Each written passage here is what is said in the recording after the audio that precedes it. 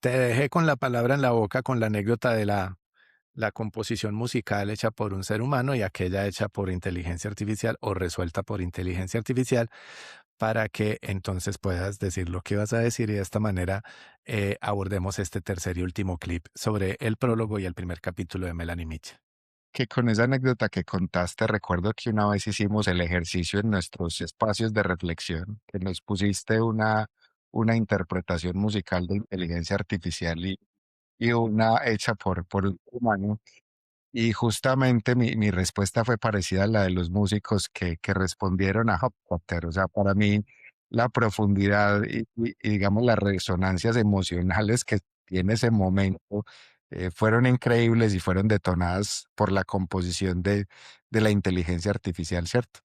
Y nos decías algo muy importante que conservo mucho en mis espacios de reflexión y es eh, eso habla más de la tecnología que de nosotros mismos, ¿cierto? El hecho de que seamos capaces de apreciar, digamos, la belleza de la composición tanto de un ser humano como de la inteligencia artificial no demerita lo que nosotros somos porque no seamos capaces de distinguir lo uno de lo otro. Entonces creo que eso debería alentar salir de pronto de esos miedos y de esas, digamos, barreras que experimentamos por el hecho de ser capaces de apreciar este tipo de cosas que son maravillosas y que pueden producir cosas bellas en nosotros. Sin duda, me parece demasiado valioso lo que acabas de señalar porque nos invita a apreciar lo bello con independencia de el contexto en el que emerja. De la misma forma en la que apreciamos la belleza que está presente en tantas formas de la naturaleza y el mundo que nos rodea, y que es belleza aun cuando los seres humanos no tengamos ningún tipo de intervención en ella, porque no puede pasar lo mismo en el ámbito de la tecnología. De lo que estamos hablando y que además son las composiciones que el profesor Hofstadter llevó a ese auditorio, es de las composiciones de David Cope con EMI, una inteligencia artificial, mis profes, desarrollada para hacer bella música clásica y que llegó a niveles como el que expone la anécdota que les hemos compartido y sobre la que luego seguramente tendremos oportunidad en alguno de los diálogos de hacer una comparación como en el ejercicio que hemos compartido con tus compañeras y con tus compañeros. Entonces, esa nota a la que haces referencia, de acuerdo con las comprensiones que has elaborado del texto, me parece muy valiosa. Siempre y cuando sepamos, y es allí donde yo quiero hacer énfasis en un asunto que para mí es crucial en este curso, eh, ¿cuál es la autoría que está presente en eso que estamos apreciando?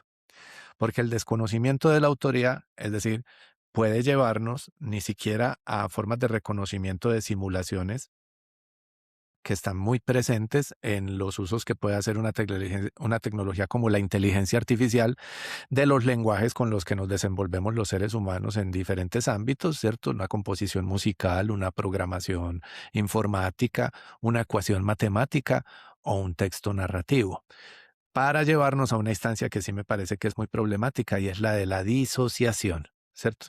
Es decir, no deberíamos tener o sentir ningún complejo por valorar una composición de EMI, hecha con EMI, como bella, tan bella como una composición de Chopin, ¿cierto?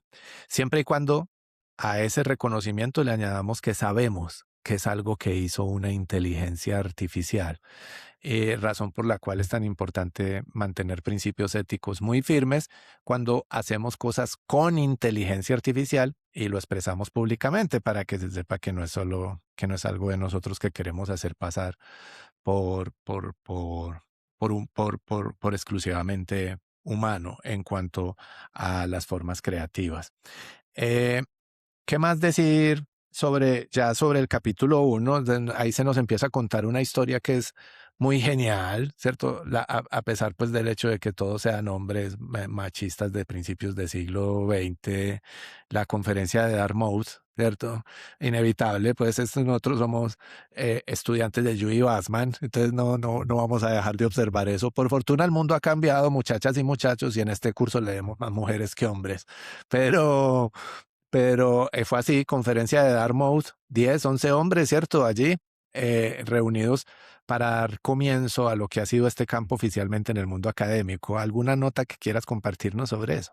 Sí, profe, yo quisiera, digamos, que el hecho de que Melanie Mitchell parta como de estos acontecimientos históricos también es un llamado para que digamos, reconozcamos que la tradición de la inteligencia artificial no es algo nuevo y que surge para muchos con el lanzamiento de los LLMS, sino que de alguna manera tiene una historia de vieja data que parte de las comprensiones del mundo en unos contextos históricos determinados y que esas comprensiones han determinado la forma en la que esa inteligencia artificial ha evolucionado hasta la forma en la que la conocemos hoy en día.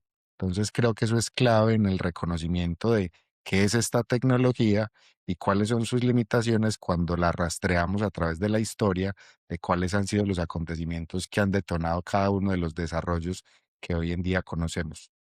Entonces, exponerse a esa historia, queridas profes y queridos profes, nos parece simple y sencillamente genial. Es reconocer, digamos, como la génesis del campo, que va un poco más allá, como tú acabas de expresar, ¿cierto? Unos 20, 30 años atrás, con relación a la fecha de la creación de la conferencia, y que nos ubican además en una posición mucho más informada frente a esto, de acuerdo con lo que señalas, porque para mucha gente la inteligencia artificial tiene 3 años y en realidad va a cumplir casi 100. ¿Cierto? Es un campo que está, está próximo a cumplir un siglo, y allí se nos cuenta esta historia y vemos los perfiles de estos profesores y las formas en las que algunos de ellos, como Marvin Minsky, ¿cierto? Desde sus comprensiones del mundo y de lo que somos los seres humanos, se atreven a proponer aventuras que todavía no se realizan, pero que son muy buena parte de la motivación con la que funcionan las compañías de inteligencia artificial actuales, como decir que nosotros somos máquinas de carne, ¿cierto? Y que cuál es el problema entonces en hacer máquinas de acero que piensen como nosotros y cosas de ese tipo.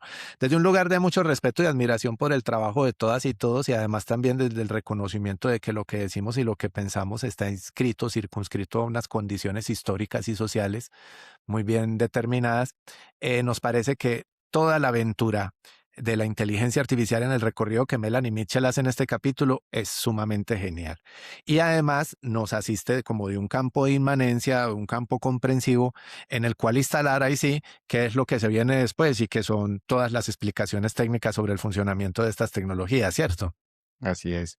Incluso hay un elemento que me parece muy importante en este primer capítulo que acompaña esta historia y es, digamos, justamente el esfuerzo que Melanie Mitchell hace para que comprendamos o definamos qué es lo que entendemos por inteligencia, porque va a ser una palabra que es recurrente en esos acontecimientos históricos y que de alguna manera sus usos han determinado las problematizaciones o las comprensiones que hoy en día tenemos alrededor de la inteligencia artificial. Y claramente, digamos, en ese primer capítulo, acompañando esa historia, Melanie Mitchell acude precisamente a uno de los participantes de la conferencia de Dartmouth, que es Marvin Minsky, que acuña el término de Las frases maletas, frases concepto maleta maletas, ujú, para hablar precisamente de inteligencia, palabras maleta, eso, palabras maleta, que, suitcase word. que se ha convertido, digamos, en una palabra abarrotada de sentidos explícitos Exacto. y no explícitos, ¿cierto? Y que, digamos, esos sentidos que le hemos otorgado, pues hacen que veamos la inteligencia artificial de una o de otra manera de acuerdo a los sentidos que le hemos otorgado a esa palabra. Entonces creo que aparte del contexto histórico, acompañar, digamos, esta reflexión de esa comprensión de qué entendemos por inteligencia, ¿cierto? Y sobre todo en qué contextos aplicamos, digamos, este término es importante para derivar comprensiones relevantes de este primer capítulo. Maravilloso, de verdad muy genial lo que nos estás expresando y nos compartes y que nos enseña, ¿cierto?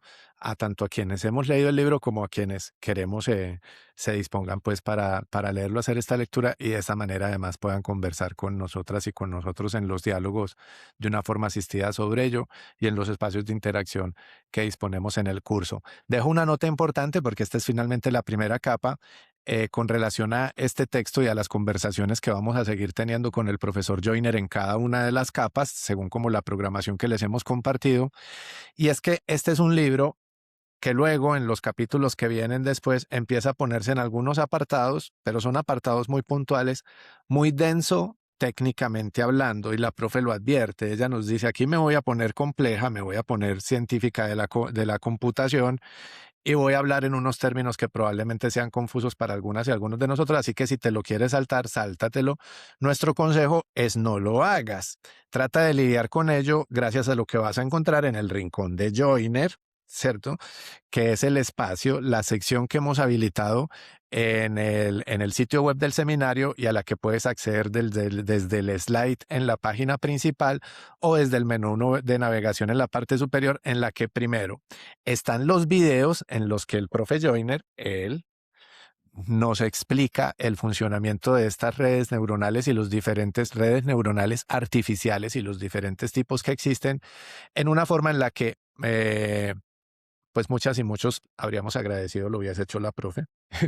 Lo hace muy bien, es un gran profesor, nos explica con mucha claridad, pero lo mejor de todo es que lo hace con unos simuladores que también pueden utilizar en el sitio y jugar con ellos, porque allí en el rincón de Joiner está el enlace. Y a estos videos podemos volver tantas veces como queramos gracias al profe virtualizado que nos encontramos allí. Entonces, no deben en ir a él si siguen adelante con el libro y se encuentran con esos apartados. Y de todas formas, nos vemos en la siguiente capa para conversar sobre los capítulos que vienen, mi profe, ¿te parece? Perfecto, profe. Muchas gracias. Déjennos saber en el correo electrónico, en el espacio de diálogo y en los demás canales como los Padlet del curso, cómo les ha ido con esta lectura y con estos contenidos. Un abrazo para todas y para todos y un abrazo especial para ti, mi profe. Muchas gracias. Gracias, profe. Lo mismo para ti, para todos. Chao.